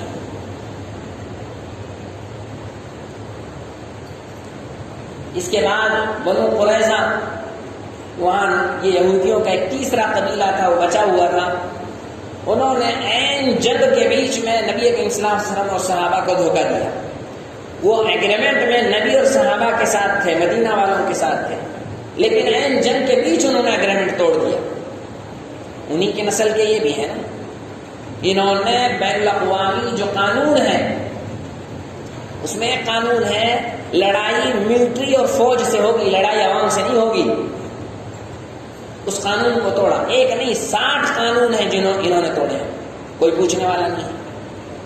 ٹھیک ہے، بدر کی لڑائی کے بعد ایک لڑائی ہوئی احد کی، نبی کی، اور احد کی لڑائی کو وجود بخشنے والا، یعنی احد کی لڑائی لڑوانے والے یہود ہیں، انہوں نے پیچھے سے انگلیاں کر کے تیار کیا۔ نبی کے دور میں ایک لڑائی ہوئی جس کا نام غزوہ خندق، غزوہ احزاب ہے، اس لڑائی کو وجود میں لانے والے یہودی لوگ ہیں۔ ٹھیک ہے، نبی کریم صلی اللہ علیہ وسلم نے مدینہ سے ان کو ہٹال دیا۔ غزوہ قبیلہ بنو قریظہ کا بول رہا تھا، ان کی شرارت وہ تھی کہ عین جنگ کے بیچ دھوکہ دیا نبی کریم صلی اللہ علیہ وسلم نے، ان کے جتنے جنگجو یعنی لڑنے کے قابل تھے سب کو قتل کر دیا، ان کی عورتوں اور بچوں کو غلام باندھی بنا کر ان کا مال تقسیم کر دیا۔ آپ کچھ نیا سن رہے ہو، حقیقی ہسٹری بنا، دل روئے گا۔ یہاں سے وہ خیبر گئے، وہاں جا کر بھی چپ نہیں بیٹھے، شرارت کرتے رہے۔ نبی کریم صلی اللہ علیہ وسلم خیبر پر چڑھائی کی، اور پورے خیبر کو فتح کیا. یہودی لوگ وہاں نبی کریم صلی اللہ علیہ وسلم کے سامنے ہتھیار ڈالے، ہار گئے. اب اس خیبر کی لڑائی کے ختم پر نبی کریم صلی اللہ علیہ وسلم کو ایک عورت نے دعوت کی، یہودن، جس کا نام زینب ہے. سلام بن مشکم یہودی اس کی یہ بیوی ہے. نبی جا کر دسترخوان پر بیٹھے، گوشت اٹھائے اور منہ کو لگانے رہے، کچھ لگ گیا، گوشت نے بولا مجھ میں زہر ہے. نبی نے اس عورت کو بلایا، پوچھا ایسی شرارت کیوں کی، گوشت میں زہر کیوں ملایا؟ وہ بولنے لگی کہ اگر آپ نبی ہیں تو آپ کو پتہ چل ہی جائے گا، اور آپ نبی نہیں ہیں، بادشاہ ہیں، تو آپ سے چھٹی چاہیے تھی، میں نے آپ کو ختم کر دیا. نبی کریم صلی اللہ علیہ وسلم نے اپنی ذات کا انتقام نہیں لیا، لیکن اسی گوشت کو کھا کر دسترخوان پر ایک صحابی کی وفات یعنی شہید ہوئے. نبی کریم صلی اللہ علیہ وسلم نے اس صحابی کے بدلے میں قصاص اس عورت کو قتل کیا. مجھے یہ سب کیوں بتلانا ہے؟ ان کی شرارت دیکھیے. یہ یوں چاہتا ہے کہ بس ہم اور کوئی نہیں چاہیے، بس ہم. یہی ذہنیت ہمارے ملک میں کچھ لوگوں کی ہے. بہرحال تو میں وہاں کا بتلا رہا ہوں، تو انہوں نے ہمارے نبی سے اتنی دشمنی کی ہے. اب آتا ہوں اصل مدعے پر. فلسطین کی جو پوری زمین ہے وہ فلسطینی عربوں کی ہے. جس وقت ہٹلر نے مارا تو اس وقت یہ پوری دنیا میں بھیک مانگ کے پھر رہے تھے کہ ہمیں رہنے کے لیے جگہ دو. اس وقت امریکہ ہے نا جو اتنی پشت پناہی اس کی کر رہا ہے، اتنا سپورٹ کرنے کی بات کر رہا ہے، اس امریکہ نے بھی اس وقت ان کو رہنے کے لیے جگہ نہیں دی. اس وقت اگر ان پر کسی نے رحم کیا تو کس نے کیا؟ ان فلسطینی بھائیوں نے کہا اور اپنی زمین ان کو دی. میں یوں کہتا ہوں کہ تاریخ کی بڑی غلطی ان لوگوں سے ہوئی ہے، ہمارے فلسطینی بھائیوں سے، کہ جس قوم کو نبی نے مدینہ میں رہنے نہیں دیا اور اپنی وفات سے پہلے یوں کہا اخرج الیہود من جزیرۃ العرب، یہودیوں کو پورے جزیرۃ العرب سے نکالو، اور حضرت عمر نے اس کام کو پورا کیا. تو بہرحال ہم کہنے کے لیے تاریخی غلطی ہوئی ہے، لیکن تقدیر میں تھا، وہ کہاں ٹلنے والا تھا. بہرحال تو اب یہ یہودی وہاں جو بس ہے، بلکہ ان کو بسایا گیا ہے ایک بہت بڑے پلان اور شڑینتر کے تحت. وہ کیا تھا کہ مسجد اقصیٰ ان کا ٹارگیٹ ہے. یا ایک بات یہ بھی بتلاتا ہوں کہ مسجد اقصیٰ کے مختلف آپ فوٹو دیکھتے ہیں نا، ایک گنبد دیکھتے ہیں سنہری کلر کا، ایک گنبد دیکھتے ہیں کالے کلر کا، ٹھیک ہے نا. تو بعض لوگ کہتے ہیں یہ مسجد اقصیٰ ہے، بعض لوگ کہتے ہیں وہ نہیں، وہ ہے. ایسا کچھ نہیں ہے، یہ دونوں بلکہ ایک بارڈر ہے، 4 دیواری ہے. اس بارڈر اس زمین کی طرف 5 مسجدیں رہ چکی ہیں. حضرت داؤد علیہ السلام کا محراب، حضرت زکریا علیہ السلام کا محراب، کئی انبیاء کی عبادت کی جگہ ہو رہی. وہ پوری بارڈر جو ہے وہ اس کا نام مسجد اقصیٰ ہے. وہ پوری زمین اس وقت اس زمین کے سلسلے میں لڑائی ہے. بہرحال وہ ہمارا قبلہ رہا ہے 16-17 مہینے تک. اور نبی کریم صلی اللہ علیہ وسلم سے پوچھا گیا زمین کے اوپر سب میں پہلی مسجد کون سی بنی؟ حضرت ابو ذر کی روایت ہے. نبی نے کہا کہ سب میں پہلے خانہ کعبہ بیت اللہ. حضرت آدم زمین پر اتر رہے ہیں، اس سے پہلے کعبۃ اللہ تھا ایک روایت کے مطابق، فرشتوں نے بنایا. اور ایک روایت کے مطابق حضرت آدم کے ساتھ بیت اللہ کو زمین پر اتارا گیا. سب میں پہلی مسجد زمین پر وہ ہے. پھر صحابی نے پوچھا دوسری؟ تو دوسری مسجد اقصیٰ. دونوں مسجد کے بننے میں فاصلہ 40 سال کا ہے. باتیں سمجھ میں آ رہی ہے؟ تو میں نے ایک چیز آپ کو بتلائی، یہ جو لڑائی ہو رہی ہے وہ لڑائی اپنا حق وصول کرنے کے لیے اور مسجد اقصیٰ کی حفاظت کے لیے. تو اس لڑائی میں مسلمان جو لڑ رہے ہیں وہ ہمارا عقیدہ کیا ہے؟ بولو، جہاد. اگر کوئی اپنی زبان سے یوں کہتا ہے کہ ان کو کیا ضرورت تھی اس طرح کرنے کی، وہ گنہگار ہے شریعت کی نگاہ میں. وہ جہاد پر تنقید کر رہا ہے، آپ کی بھاشا میں ٹپنی کر رہا ہے. صحیح نہیں، غلط ہے. اور وہاں جتنے بچے، عورتیں، نوجوان اسرائیل کی بمباری سے، ان کے میزائل سے وفات پا رہے ہیں، وہ ہمارے عقیدے کے مطابق شہید ہیں. کیا ہیں؟ شہید ہیں. تعجب کی چیز ہے، گزشتہ 2 دن کی بات ہے کہ وہاں کے بچے اپنی آپ کی موت کے لیے اتنے تیار ہیں کہ وہاں قبر جو کھود کے رکھے ہیں نا، تو بچے جا کر وہاں کھیل رہے ہیں اور کہہ رہے ہیں کہ یہ قبر جو کھودی ہے وہ ہم اس میں دفن ہونے کے لیے تیار ہیں. گویا انہوں نے اس کو ایک کھیل کا گراؤنڈ بنایا، یعنی بس وہ تیار ہیں کہ کل اگر ہم شہید ہوتے ہیں تو یہاں دفن ہونے کے لیے تیار ہیں. اتنا اللہ نے ان کے دل اور دماغ کو اس طرح بنایا ہے، اس کے بعد ان سے کام لے رہا ہے. ہمیں وہاں اپنی زبان گندی کرنے کی ضرورت نہیں ہے. ہمیں سب میں زیادہ ہماری عوام کے سلسلے میں اتنا ہی ڈر ہے کہیں وہ اس جہاد اور وہاں ہونے والے وفات پر شہید والا عقیدہ نہ رکھ کر برباد نہ ہو جائے اللہ کے یہاں. یہ ہمیں ڈر ہے. ایسا تو نہیں کریں گے انشاءاللہ. تو میں نے دونوں عقیدے آپ تک پہنچائے. یہاں ہونے والی لڑائی کیا ہے؟ جہاد ہے. اور جہاد عبادت میں نبی کریم صلی اللہ علیہ وسلم کا ایک محبوب عمل ہے. نبی کریم صلی اللہ علیہ وسلم خود روایت میں موجود ہیں، یوں کہتے تھے میں اللہ کے راستے میں لڑوں اور شہید ہو جاؤں، پھر زندہ کروں، پھر لڑوں، پھر میں شہید ہو جاؤں، اللہ پھر مجھے زندہ کرے، پھر لڑوں، پھر شہید ہو جاؤں. یعنی اتنا لطف ہے وہ شہید ہونے والے معاملے میں. اس کا حقیقی پتہ تو شہید ہونے والوں کو ہی ہے. یہاں شہید ہو جاؤ، وہاں جنت میں پہنچو. بات سمجھ میں آئی؟ اب دوسری بات، اس وقت ہم وہاں پہنچ نہیں سکتے ہیں، نہ ہماری ذمہ داری ہے. ہماری ذمہ داری کیا ہے؟ ہمارے اکابر اور اہل علم علماء بتلاتے ہیں سب میں پہلی ذمہ داری ابھی میں نے بتلایا، نبی نے دشمنوں کے لیے نماز فجر میں قنوت نازلہ پڑھا، مسلمانوں کے لیے دعا اور دشمنوں کے لیے بد دعا کی. یہ ہم کریں گے انشاءاللہ. تو نماز فجر میں آپ مسجد میں حاضر ہو جاؤ اور قنوت نازلہ شروع کرو. دیگر مساجد کے جو لوگ آئیں وہ بھی اپنے مسجدوں میں جا کر ائمہ سے کہیں کہ قنوت نازلہ شروع کرو. کریں گے؟ یہ نبی کی سنت ہے اور اس وقت کئی جگہ ہو رہی ہے اور اس کا فائدہ محسوس ہو رہا ہے. اس کا فائدہ کیا فائدہ ہے؟ اسرائیل کی فوج اتنی طاقتور اور ٹیکنالوجی میں ماہر فوج گھٹنے ٹکے ہوئے. آپ اپنے اخباروں سے کیا پڑھتے ہیں مجھے پتا نہیں، کیونکہ میں اخبار نہیں پڑھتا. میں جو خبر دیکھنے کی وہ دیکھ لیتا ہوں. حقیقی خبر یہ ہے کہ فوج پریشان ہے. اسرائیل کی فوج اتنی طاقت کے باوجود پریشان ہے. ہاں ادھر ہمارے فلسطینی بھائیوں کا غزہ میں عام ناگرک اور پبلک کا بڑا نقصان ہے، لیکن ہمارا دل تو دکھتا ہے، ہم ان کے لیے دعا کریں گے. لیکن وہاں شہید ہونے والے شہید ہیں، اللہ کے یہاں مذہب ہے. بات سمجھ میں آ رہی ہے؟ ایک کام قنوت نازلہ والا کریں گے. دوسرا کام نماز فجر کے بعد جس کو قرآن پڑھنے آتا ہے وہ فجر کی نماز کے بعد فوراً 3 مرتبہ سورۃ المزمل پڑھے.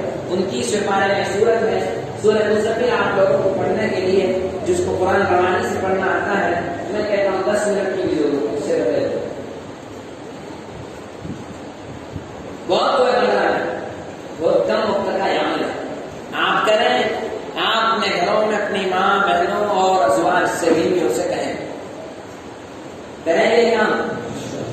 ارے اس سے تو ہم اپنا حصہ لگا سکتے ہیں نا اس میں. یہ عمل جو دوسرے نمبر کا ہے سورہ مزمل کا، حضرت مولانا سجاد صاحب نعمانی دامت برکاتہم نے بتلایا ہے کہ کسی اللہ والے کا کہنا ہے کہ بہت جلد ہمارے یہاں سے وہاں تک فتوحات ہو جائیں گے انشاءاللہ. کریں گے اس کو. تیسرا کام لا الہ الا انت سبحانک انی کنت من الظالمین. جانتے ہو اس کو؟ نہیں جانتے تو بعد میں امام صاحب سے پوچھو کہ تیسرے نمبر پر کیا بتلایا تھا. تو وہ آیت اب اس کا پرنٹ نکالنا بہت آسان ہو چکا ہے. وہ لو اپنے جیب میں رکھو، گھروں میں کہیں ایسا چپکا دو، ماؤں سے کہو، بہنوں سے بیٹیوں سے کہو کہ اس کو پڑھتے رہے. بلکہ کوئی دن ایسا نکالو کہ گھر میں جلدی جا کر بیٹھ جاؤ. عشاء کے بعد کچھ دانے پلاسٹک کے بادام وغیرہ ملتے ہیں یا کھجور کے بیج جو بھی ہے آپ کے پاس، اس کو ایک مقدار میں جمع کرو، پڑھتے رہو اور ہمت کرو 1.25 لاکھ تک ہم پہنچیں گے.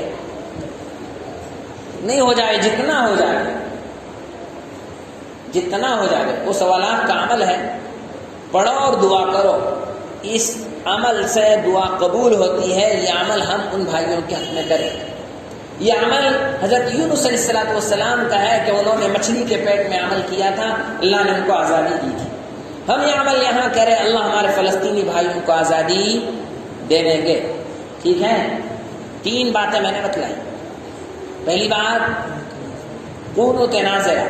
قنوت نازلہ امام لوگ نماز میں پڑھیں گے، آپ لوگ اس کا پرنٹ نکال کر رکھو، ماں بہنوں سے کہو نماز فجر کے بعد وہ 1 مرتبہ پڑھیں، اور ہر نماز کے بعد اس کو 1 مرتبہ دیکھ کر پڑھتے ہیں، بہت اچھا ہے۔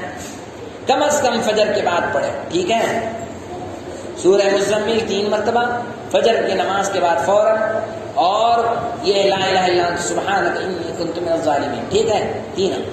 چوتھا کام وہ ہے کہ ہم اپنے مال سے اسرائیل کو فائدہ نہ پہنچائیں۔ فائدہ کیسے پہنچتا ہے؟ آپ نے اگر آج لڑائی شروع ہونے کے بعد، لڑائی شروع ہونے سے پہلے اگر آپ نے اسپرائٹ پیا ہے تو آپ نے فلسطینی بھائیوں کو مارنے میں ہیلپ کیا۔ آپ اسپرائٹ کی بوتل لیتے ہیں، پیپسی لیتے ہیں، اور کیا کہتے ہیں اس میں فنٹا ہے، کوکو کولا ہے، اور وہ اس کا پرچہ آئے گا، میگی ہے، وہ بچے استعمال کرتے پیمپرس، آپ دوسری کمپنی کا لو، پیمپرس مت لو، وہ ہے۔ پھر وہ چپس میں لیس کا پوڑا ہے، چاکلیٹ میں کٹ کیٹ ہے، جو وہ پرچے میں پڑا۔ آپ ان چیزوں کو خریدنے کا مطلب اپنے پیسوں کا ایک حصہ اسرائیل کو دیتے ہیں۔ کیوں دیتے ہیں؟ ہمارے اپنے بھائیوں کو مارنے کے لیے۔ تو ہماری ایمان کی غیرت اتنی تو ہونی چاہیے کہ ہم ایسی چیزیں خریدنا بند کریں گے انشاءاللہ۔ وڑگاؤں والے آج سے کریں گے، ٹھیک ہے۔ بمبئی والوں نے اتنی محنت کی ہے اس میں، ہم بھی اپنے شہر میں بتلا رہے ہیں، بار بار بتلا رہے ہیں عوام سے کہ اب کہاں کی محنت رنگ لائی وہ اللہ جانے۔ پیپسی والوں نے اپنے پیپسی کے بوتل کے ساتھ 1 کلو چاول فری رکھ دیا۔ کیوں رکھا؟ کیوں رکھا؟ ہمارے دماغ میں کچھ کام کرنا تھا، کیوں رکھا؟ انسان کبھی کسی چیز کے بیچنے پر فری کب رکھتا ہے؟ یہ چیز جلد بکے اور زیادہ بکے۔ تو پیپسی کا کتنا مارکیٹ میں کم ہوا تو انہوں نے اس کے ساتھ 1 کلو چاول فری کر دیا۔ آ رہا ہے نا زمین کے اوپر۔ تو ہم اتنی محنت کر سکتے ہیں کہ نہیں وڑگاؤں میں رہ کر؟ کیا وڑگاؤں کا حصہ کٹا ہوا ہے؟ ارے کچھ تو رقم دلاؤ یار، کچھ تو بولو نا مجھے، کچھ کریں گے؟ خریدیں گے نہیں۔ جو دکاندار یہاں بیٹھ رہے ہیں وہ یاد کریں ہم اب ان سے بیٹھ کاٹ کریں نہیں، ہمیں دکان میں نہیں رکھنا، کریں گے انشاءاللہ۔ دیکھو ہمارے یہاں بینکوں میں پہلے جو پیسہ رکھا جاتا تھا، فتاوا کی کتاب میں فتاوا آج بھی موجود ہیں چھپے ہوئے، پرانے فتوے کیا تھے؟ بینک میں آپ پیسہ رکھیں گے اور نکالیں گے تو تمہارا انٹرسٹ بینک میں ہے نا، وہ لیا نہیں جا سکتا، پہلا یہ فتوا تھا، مت لو۔ لیکن بعد میں دیکھیں مسلمانوں کو انٹرسٹ بینک میں رہا، بینک تو وہ پیسہ اس کے لیے زائد ہے، اور تم کو نہیں لینا، وہ اٹھاتی تھی اور عیسائی مشنریوں کو دیتی تھی، لو وہ عیسائی مشنریاں ہمارے انٹرسٹ کا پیسہ ہمارے خلاف استعمال کرتی تھی۔ جب یہ بات سامنے آئی، علماء نے، مفتیان نے فتویٰ دیا کہ وہاں سے وہ پیسہ لینا ضروری ہے، لے لو پیسہ، اور لے کر کیا کرو؟ آپ اپنے غریبوں میں اپنے ہاتھ سے اس پیسے کو تقسیم کرو، خود استعمال مت کرو، دوسروں کو دے دو۔ کیا ہو رہا تھا؟ ہمارا پیسہ ہمارے ہی خلاف یوز ہو رہا تھا۔ اب اسرائیل میں ہمارے یہاں سے پیسہ جا کر ہمارے خلاف استعمال ہو رہا ہے یا نہیں ہو رہا ہے؟ ہو رہا ہے۔ سب لوگ کہہ رہے ہیں کہ معصوم انسانیت کو نہ مارو، وہ ماننے کے لیے تیار نہیں ہے، تیار نہیں ہے۔ لیکن فرعون بھی ایسا گزرا ہے، ابو جہل بھی اس سے زیادہ دندناتا تھا، لیکن بدر میں اس کو منہ کی کھانی پڑی۔ کوئی ظالم اپنے ظلم کے ساتھ انتہا تک پہنچ نہیں سکتا، اس کا وقت آتا ہے۔ اسرائیل کے متعلق مشہور ہے کہ یہودیوں نے کوئی حکومت 80 سال سے اوپر کی نہیں. ان کے بھی 80. یہ ابھی جو بیٹھا ہوا ہے وزیر اعظم نیتن یاہو، وہ کہتا تھا میں اس کو 100 سال تک لے جاؤں گا. یعنی اس کو بھی پتا تھا کہ کہیں نہ کہیں لٹکنے والا ہوں. تو وہ 100 سال بہت دور کے آ گئے، ابھی منہ کی کھانی پڑ رہی. قرآن میں ہے علیہم الذلۃ والمسکنہ، ان یہودیوں پر ہمیشہ اللہ نے ذلت اور مسکنت طاری کی ہے. واپس پوری دنیا کے سامنے وہ ذلیل ہوئے. آج کی خبر ہے کہ نیتن یاہو کے گھر کو وہاں کے لوگوں نے گھیر لیا ہے. کیوں؟ کہ تیرے اس بے وقوفی کی وجہ سے ہمارے جو قیدی وہاں پکڑے گئے تھے، تیرے حملے میں ہمارے کچھ قیدی، تیرے حملے کی وجہ سے ہمارے قیدی مارے جا رہے ہیں. ذلتی نہیں تو اور کیا ہے؟ ذلتی ہے. آپ سورہ فاتحہ میں پڑھتے ہیں غیر المغضوب علیہم ولا الضالین. یہ مغضوب کون ہے؟ مغضوب علیہم کون ہے؟ وہ یہودی ہیں. ہم اللہ سے مانگ رہے ہیں سورہ فاتحہ میں، اے اللہ آپ ہمیں اچھے راستے پر چلاؤ، ان لوگوں کے راستے پر جن لوگوں پر آپ نے انعام کیا، ان لوگوں کے راستے پر نہ چلاؤ جن لوگوں کے اوپر آپ کا غضب ہے. اللہ کا غصہ ہے، غضب ہے کن لوگوں پر؟ یہودیوں پر. تو کتنے گرے ہوئے اللہ کی نگاہ میں دیکھیے، ہر رکعت میں ہمیں پڑھنے کے لیے اللہ نے حکم دیا ہے. ارے سمجھ میں آ رہا ہے؟ تو وہ گندے ہیں اس طرح میں نہیں بتلا رہا، نبی بتلا رہا ہے. وہ مغضوب ہیں، میں نہیں کہہ رہا، اللہ کہہ رہے ہیں. پھر تو ہمارے دماغ میں آنا چاہیے نا، ان سے ہمیں بائیکاٹ کر لینا چاہیے نا. ہمیں کوئی رشتہ تو کرنے نہیں جانا ہے وہاں. بائیکاٹ کیا کرنا ہے؟ ان کی جو پروڈکٹ ہمارے درمیان میں اس کو خریدنا نہیں ہے. ہم اتنی تو اپنے دل میں غیرت رکھ سکتے ہیں، میں 1 روپیے سے اس کو نقصان پہنچا کر رہوں گا. اب کٹ کیٹ میں کیا ہو؟ کٹ کیٹ میں اس کو ہماری طرف سے 10 پیسے بھی پہنچتے تو نہیں پہنچانا، اس کو نہیں کھانا ہے. پیپسی نہیں پینی ہے. ان کے جو پروڈکٹ کہاں بائیکاٹ، تو بائیکاٹ ہم اتنا ان کا نقصان کر دیں. وہ گھٹنوں پر آ چکے ہیں اور بھیک مانگنا شروع کر چکے ہیں. ٹھیک ہے، اللہ عمل کی توفیق عطا فرمائے. کتنی باتیں بتلائیں میں نے آپ کو؟ 4 باتیں. اور ان 4 باتوں سے زیادہ اہم 2 باتیں عقیدے کی کہ ہم اس کو جہاد گردانیں اور وہاں وفات ہونے والوں کو شہید مانیں. بسم اللہ الرحمن الرحیم. سبحانک اللہم وبحمدک وتبارک اسمک وتعالی جدک ولا الہ غیرک. اللهم لك الحمد كله ولك الشكر كله ولك الملك كله ولك الخلق كله بيدك الخير كله واليك يرجع الامر كله.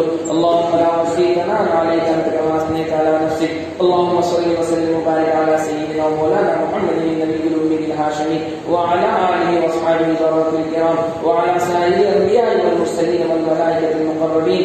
ربنا اغفر لنا ولاخواننا الذين سبقونا بالايمان ولا تجعل في قلوبنا غلا للذين امنوا ربنا انك رؤوف رحيم. اللهم اهدنا فيمن هديت وعافنا فيمن عافيت وتولنا فيمن توليت وبارك لنا فيما اعطيت وقنا شر ما قضيت فانك تقضي ولا يقضى عليك انه لا يذل من واليت ولا يعز من عاديت تبارك ربنا وتعالى. نستغفرك اللهم ونتوب اليك نستغفرك اللهم ونتوب اليك نستغفرك اللهم ونتوب اليك. وصلى الله على النبي الكريم وصلى الله على النبي الكريم وصلى الله على النبي الكريم. اللهم اغفر لنا وللمؤمنين والمؤمنات والمسلمين والمسلمات وألف بين قلوبهم وأصلح ذات بينهم وانصرهم على عدوك وعدوهم. اللهم لعن الكفرة الذين يصدون عن سبيلك ويكذبون رسلك ويقاتلون أولياءك. اللهم خالف بين كلمتهم وزلزل أقدامهم وشدد شملهم ومزق جمعهم وخرب بيوتهم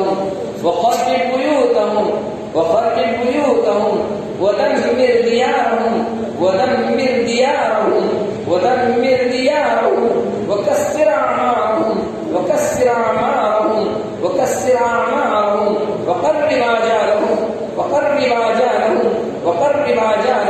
وقرب آجالهم وأنزل بهم بأسك الذي لا ترده عن القوم المجرمين. اللهم إنا نجعلك في نحورهم ونعوذ بك من شرورهم. اللهم إنا نجعلك في نحورهم ونعوذ بك من شرورهم. يا أرحم الراحمين يا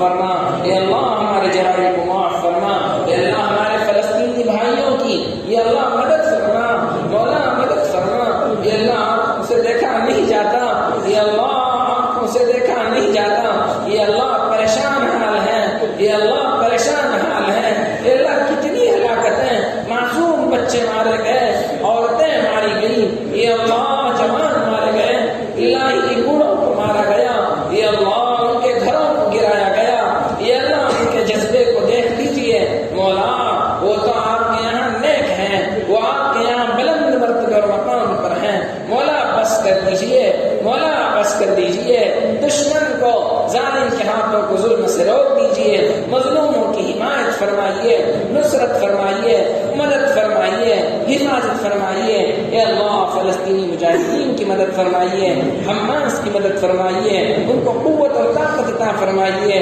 یہ اللہ کیسے نوجوان ہیں، مولا کیسے نوجوان ہیں، یہ اللہ کیا جذبہ ہے، مولا ان کے جذبے کو سلام کرتے ہیں، ان کی ایمانی غیرت کو مولا ہمارے مسلم حکمراں پر تقسیم فرما دیجئے اور ہم سب کو اس کا وافر حصہ عطا فرما دیجئے، ان کی غیرت ایمانی، ان کا جذبہ ایمان، ان کا جذبہ یا اللہ آپ کے متعلق، آپ کے دین کی حفاظت کے متعلق، مسجد اقصی کے متعلق، یا اللہ ان کو جو جذبہ آپ نے دیا ہے یا اللہ اس جذبے کو تقسیم فرما دیجئے، یا اللہ غیرت عطا فرما دیجئے، وہاں ہونے والے اے اللہ جو کچھ اس وقت ان کی ضرورتیں ہیں خزانہ غیب سے پر فرما دیجئے، نبی کریم صلی اللہ علیہ وسلم نے ایسے موقع سے اے اللہ جتنی بھلائیاں مانگی اے اللہ ان کو اور پوری امت کو عطا فرما دیجئے، جن شرور سے پناہ چاہیے اس سے ان کے اور پوری امت کی حفاظت فرما دیجئے، مولا یہ مٹھی پر جماعت کھڑی ہے اے اللہ ہم واسطہ دیتے ہیں یہ پس کر نہ رہ جائے،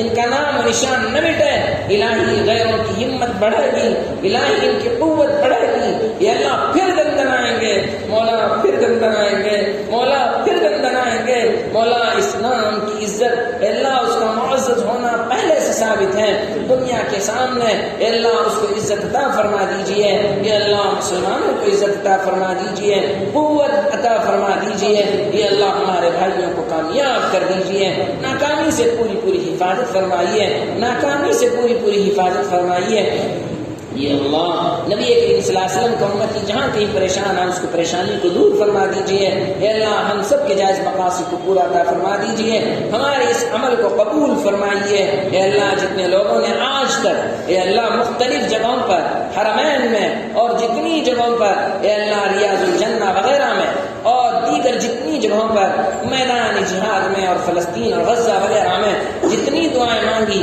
اور ان کے لیے جتنی لوگوں کی دعائیں مانگی ان دعاؤں میں ہمارا اور پوری امت کا حصہ عطا فرما دیجئے، ہماری دعاؤں میں ان کا حصہ عطا فرما دیجئے، یہ اللہ اس وقت ہمیں ان کے لیے اے اللہ آپ سے اپنا تعلق مضبوط کر کے اپنی لو لگا کر اے اللہ ان سے کے متعلق اے اللہ خوب آغوزاری اور گریہ کے ساتھ مانگنے کے ہمیں توفیق و سعادت عطا فرما دیجئے، اے اللہ اس عمل سے ہمارا حصہ اس میں عطا فرما دیجئے، اے اللہ ہمیں دشمنوں کے مال کو نقصان پہنچانے کے لیے اے اللہ ان کے پروڈکٹ سے ان کی مصنوعات سے مکمل بائیکاٹ کرنے کی توفیق اور سعادت عطا فرما دیجئے، بھرپور اس میں حصہ ہمیں اور پوری امت کو لینے کی توفیق عطا فرما دیجئے، اے اللہ آپ کے نبی اور آپ کے انبیاء کے آپ کے نیک بندوں کے دشمنوں کو ہمیں اپنا دشمن تصور کرنے کی توفیق و سعادت عطا فرما دیجئے، ان کے طریق پر چلنے سے ہماری حفاظت فرما دیجئے، اے اللہ ان کی دشمناوٹ کو ہمارے دل میں رچا بسا دیجئے، اے اللہ ان کو ناکام فرما دیجئے، ان کو ذلیل فرما دیجئے،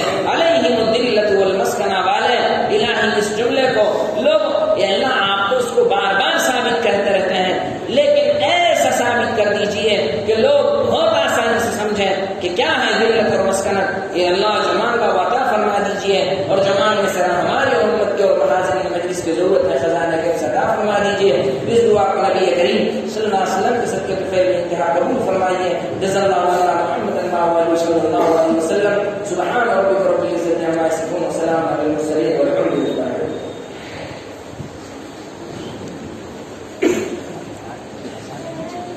اذان آپ کی ہے نا؟